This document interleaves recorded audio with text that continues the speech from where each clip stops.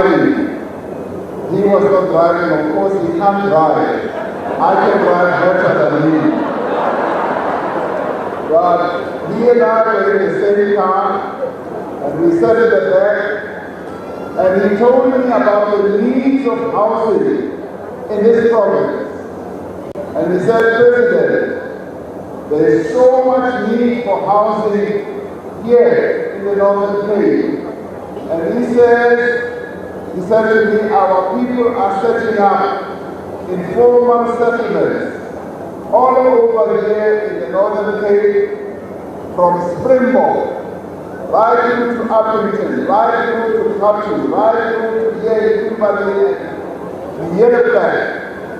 And he said, our budget for housing is quite a small budget because we are the smallest province. And he said, right now people, because they don't have houses, you'll find that there are almost 25 to 30 people in one small four-room house. The mother and the father, the children, the grandchildren, the great-grandchildren, and every man from his family laying head and feet under the race. And he said, that has become unacceptable. And I agree with him, I said, yeah, it is not acceptable, we must find a solution. Thereafter we started thinking about the solution.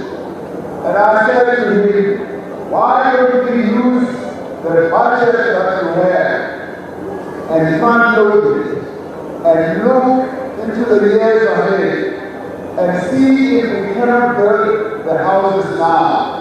And he said, President, that is so true, because if we don't do that, we will have to wait for 50 years before we build houses for all our people. And I said, we're going to talk to the Minister of Finance, and in the State of the Nation address, I did raise this issue, as he said. I said we must find funding mechanisms that are going to enable us to build houses now, to build schools now, and be able to pay for them on an ongoing basis going forward. Like a fire that concluded on that year and it worked out. We forget the third year and it worked out. Because the Northern Cape is needed. I want to thank your Premier. Your Premier was great, he was forward-looking, he was innovative, and once we said that in Parliament, he started going to the financial houses. He did not sit on his bum and do nothing. He immediately stood up and went to the various financing houses. And finally, we have a project today, which is quite historic. This is a project that is a trailblazer.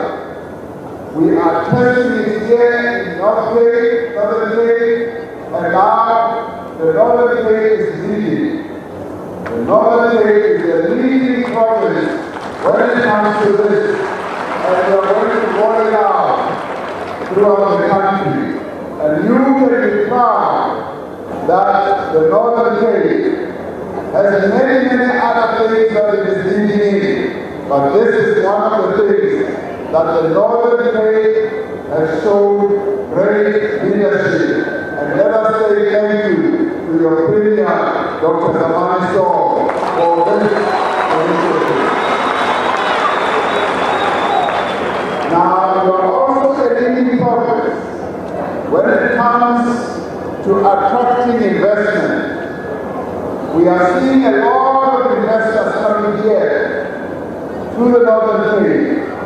We have attracted more than 100 billion rand in investment in renewable energy, in solar energy, and we are seeing the Northern Cape growing exponentially. and creating jobs. And of course, we want to see more and more jobs being created.